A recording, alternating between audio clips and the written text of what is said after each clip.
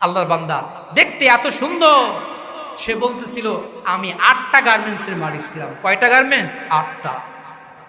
কিন্তু এখন আমি পথের ভিখারি, আমার কাছে কোনো সম্পদ বাকি নাই। আল্লাহ আমাকে ফকির বানিয়ে দিয়েছেন। কেমন ফকির বানিয়ে দিয়েছেন? আগে যে 2 হাতে মানুষকে দান করতাম, এখন সেই হাত আমি মানুষের কাছে পেতেছি 2টা টাকা পাওয়ার জন্য। তার দিকে তাকাইলে বোঝা যায় বাংলাদেশের বিশিষ্ট একজন শিল্পপতি ছিলেন। এজন্য আল্লাহর হাবিব বললেন, তুমি তোমার এই ধনটা থেকে দরিদ্রতা আসার আগে কাজে লাগাও। আল্লাহ রাসূল বলেন, তুমি তোমার অবসর সময়কে, তুমি তোমার ব্যস্ত সময় আসার আগে কাজে লাগিয়ে নাও। ওয়া ফারাগাকা ক্বাবলা শুগুলিক।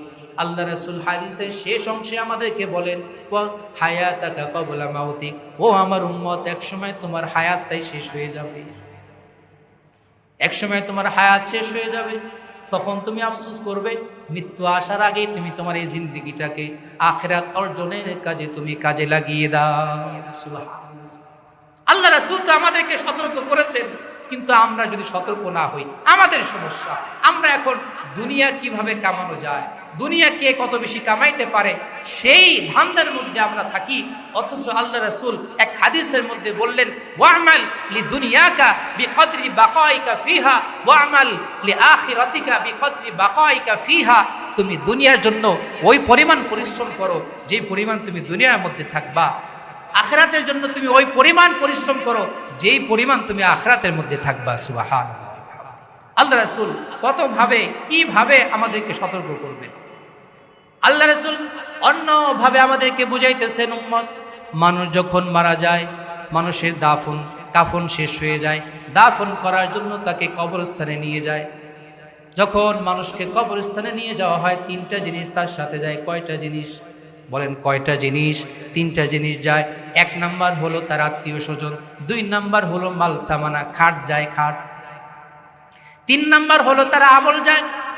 বলেন তো, দাফন কাফন করার পরে কয় জিনিস চলে আসে?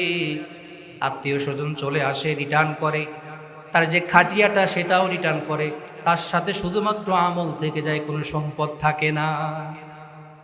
এজন্য আল্লাহর হাবিব সতর্ক করলেন, তুমি তো যাবা, খালি হাত যাবা। তুমি যত বড়ই লোক হও না কেন, তোমার জন্য ওই কাফনের কাপড়ই বরাদ্দ আছে, এর চেয়ে বেশি কিছু তোমার জন্য বরাদ্দ নেই। এজন্য আল্লাহর হাবিব বললেন, তুমি তোমার এই সময়টাকে আল্লাহর জন্য জান্নাত পাওয়ার কাজে লাগাও। কিসের কাজে লাগাবো আমরা? বলেন, কিসের কাজে লাগাবো? জান্নাতের কাজে লাগাবো, আল্লাহকে পাওয়ার কাজে লাগাবো। আমাদের বুজুর্গরা অনেক এমন ছিলেন যাদের কাছে